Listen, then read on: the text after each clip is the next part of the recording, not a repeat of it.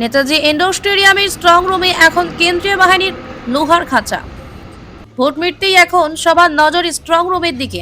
উত্তর কলকাতার অত্যন্ত গুরুত্বপূর্ণ ডিসিআরসি কেন্দ্র তথা স্ট্রং রুম হলো নেতাজি ইন্ডোর স্টেডিয়াম। তবে এই স্ট্রং রুমকে কেন্দ্র করে গত কয়েকদিন ধরে একটি খবর সোশ্যাল মিডিয়ায় ঘুরে বেড়াচ্ছিল।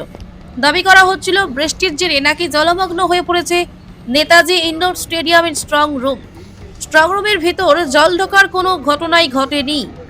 সাধারণ মানুষকে এই ধরনের বিভ্রান্তিকর খবরে কান না দেওয়ার অনুরোধ জানানো হয়েছে।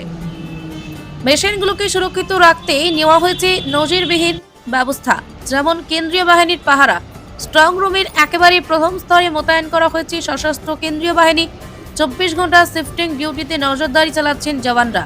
সিসিটিভি নজরদারি গোটা স্টেডিয়াম চত্বর এবং স্ট্রং রুমের প্রতিটি কোণ এখন কয়েকশো সিসিটিভি ক্যামেরার নজরদারিতে। একটি সূক্ষ্ম নড়াচড়া এড়াবে না আধিকারিকদের চোখ।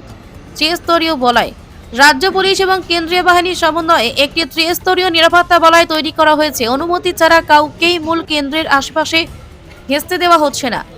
ডিজিটাল মনিটরিং স্ট্রং রুমের বাইরে সিসিটিভি ফুটেজ দেখার জন্য বসানো হয়েছে বড় মনিটর, যেখানে রাজনৈতিক দলের প্রতিনিধিরা নজর রাখতে পারছেন।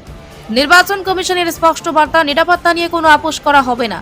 ভুয়ো খবর ছড়িয়ে অশান্তি বা বিভ্রান্তি সৃষ্টি করলে কড়া আইনি ব্যবস্থা নেওয়া হতে পারে।